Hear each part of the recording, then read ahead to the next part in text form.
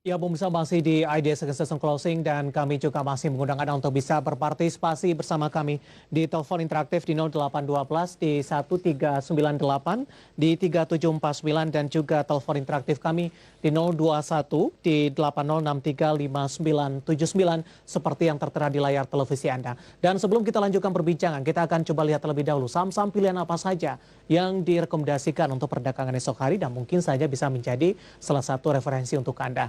Di antaranya ada BES, kemudian juga ada Dimas, ada LSIP, ada LPPF pemirsa. Dari sisi support untuk BES di 167, resistennya di 191, Dimas di 204, resistennya di 232, LSIP di 920, resistennya di 1010, sementara LPPF supportnya di 1085, resistennya ada di 1200 ini. 4 saham pilihan yang direkomendasikan. Pak Kris masih bergabung bersama kami, Pak. Ya, masih, Mas Ya, David. kita bahas saham pilihan sebentar, Pak Kris, sebelum menjawab beberapa pertanyaan. Look-nya secara keseluruhan terhadap 4 saham yang Anda rekomendasikan, tidak ada saham big cap ini, Pak. Betul ya, karena tadi kita bilang ISG cenderung akan kembali menurun ya sampai 1 bulan ke depan, sehingga kita lebih memilih saham-saham di second liner yang mempunyai kinerja cukup baik dan justru ketika ada pelemahan menarik untuk bisa kita koleksi kembali. Ini lebih ke arah trading jangka pendek, Pak Kris, untuk BES, Dimas, LSIP, dan LPPF-nya? Ya, ini sebenarnya masih bisa ditunggu sampai ke kuartal ketiga nanti keluar ya. Dan mungkin area sideways-nya juga di LPPF juga cukup menarik untuk di-buy karena juga LPPF sudah berada di area support kuatnya. Baik. Kita akan coba sapa penanya selanjutnya, Pak Kris, dari Bapak Yudi di Bekasi. HMSP sudah ambil posisi, Pak, di 1545 support dan resistennya untuk HMSP. Analisis Anda? HMSP menurut saya masih masuk dalam fase downtrend ya. Ini juga hati-hati karena kecenderungan turunnya masih cukup kuat. Kita masih belum tahu area turunnya bisa sampai ke berapa. Namun support terdekat berada di area 1390. Jadi area itu bisa diperhatikan area 1390 di mana kalau tidak bisa menembus area, kalau kembali turun maka selanjutnya akan menyentuh ke 1345 target selanjutnya.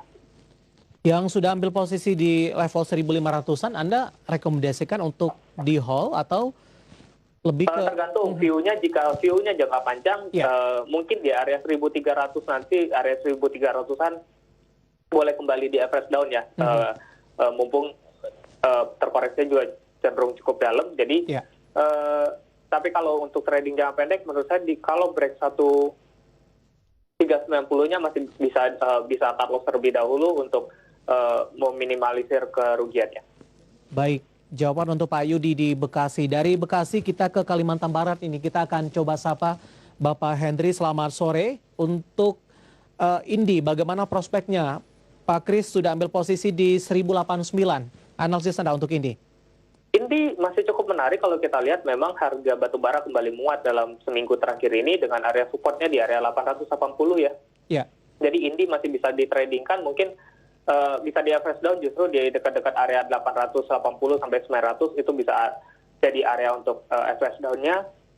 Dengan kecenderungan masih cukup kuat, dengan fundamental juga masih cukup baik, dan Indi juga baru membeli tambang emas ya kalau kita tahu gitu.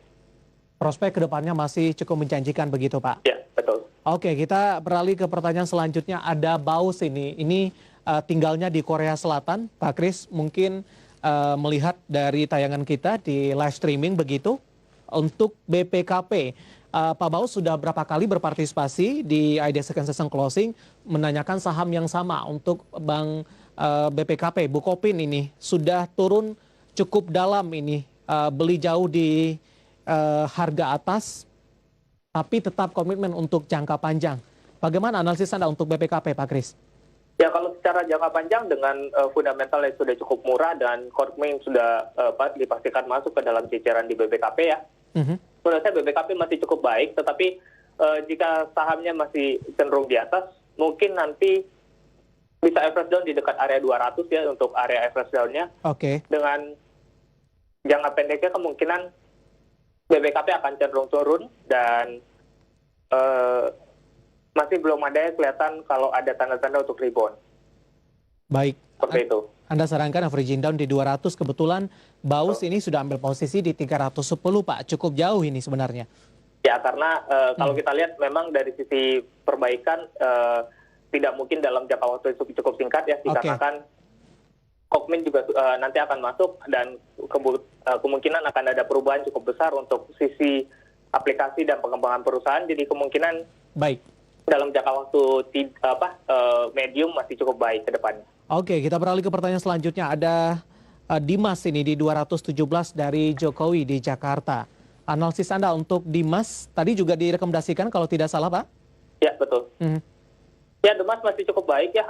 Lahan kawasan industri kita harapkan nanti dapat kecepatan dari proyek-proyek yang masuk ke Indonesia dari China maupun dari Amerika, sehingga kemungkinan Dimas masih dapat untuk di-buy di area 206 sampai 214. Ya. Dengan area resistance di 232. Sementara dalam jangka pendek Dimas masih cenderung sideways di area itu. Baik, kebetulan ambil posisi di 217 ini, Pak Kris. Di hold saja? Ya, masih bisa di hold. Oke. Pak Yudi di Balikpapan, untuk Bapak Wahyudi. Terima kasih sudah bergabung, Pak. Harum menanyakan support terdekatnya. Saat ini belum ambil posisi sebenarnya. Analisis Anda untuk Harum? Harum support terdekat di area 1.600 ya, itu area supportnya Harum, cenderung trennya masih cukup kuat, dan dengan harga batu bara yang menguat dari hari ke hari, kemungkinan Harum masih cukup baik untuk kedepannya, dan kita tahu juga Harum kembali membeli saham ini ya, perusahaan nikel, jadi kemungkinan besar Harum masih cukup baik ke depannya. Baik, kemudian kita sapa dari Rimbo Bujang Jambi ini, dari Ronaldo. BBNI punya di 4.800. Tadi BBNI juga sempat kita bahas, Pak Kris, singkat saja, Pak. Ya, BNI secara jangka pendek kemungkinan besok masih akan bisa rebound, jadi bisa buy di area 4.400 atau di current price dengan target terdekat di area 4.740. Baik, kemudian Ibu Erni di Bandung, ISG apakah masih turun sampai berapa? Tadi pun juga sudah kita bahas, Pak Kris. Kita pertanyaan selanjutnya, ada Tony di Jakarta. XL ambil posisi di 2.300 untuk 3 bulan ke depan, Pak. Analisis Anda untuk XL? XL untuk 3 bulan ke depan ya, kalau kita lihat secara jangka pendek dulu cenderung turun ya. Jadi jika XL tidak dapat bertahan di atas 1.900, maka kecenderungannya turunnya makin dalam.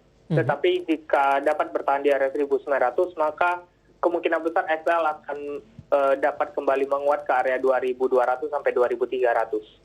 Level support yang menjadi fokus bagi Pak Tony di Jakarta ada di 1.900 begitu, Pak Kris? Betul, ya. Perhatikan area 1.900. Ya. Sebelum mengambil keputusan investasi begitu ya?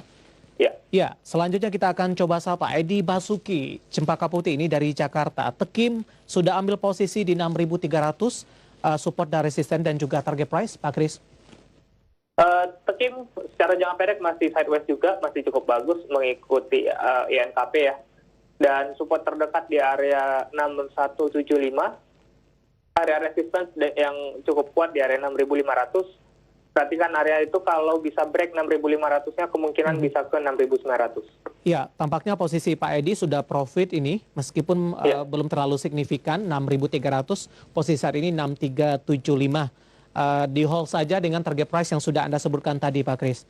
Ya, betul. Yang penting di area resistance di 6.500-nya, kalau tidak bisa tembus mungkin bisa take profit terlebih dahulu. Kita akan coba sapa Bapak Sugi di Bekasi. SMRA ambil posisi di 535, Pak. Jangka pendek saja. SMRA ya ini di area support ya. Perhatikan area 535-nya. Kalau closing di bawah 535, prefer keluar terlebih dahulu dengan resistance terdekat di 575. 575. Sementara Pak Sugi 535 ini posisi penutupan perdagangan di sesi kedua hari ini. Kita akan coba sapa juga pertanyaan selanjutnya. Ada Bapak Agus ini tanpa menyebutkan lokasi. Telkom beli di 2.820, Pak Kris. Analisis Anda untuk Telkom?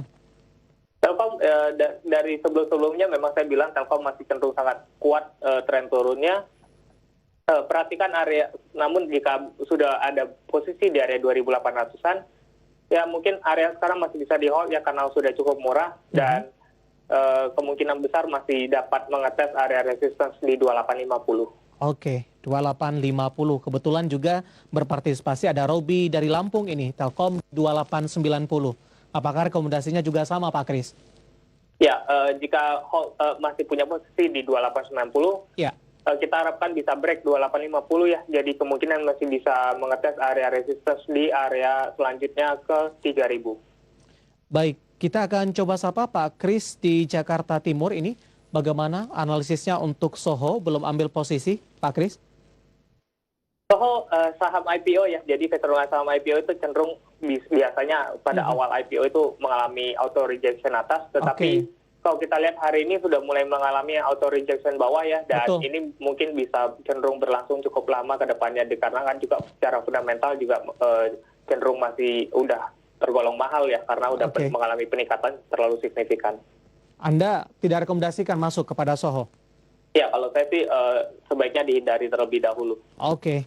Selanjutnya kita akan coba sapa ini dari Bintaro.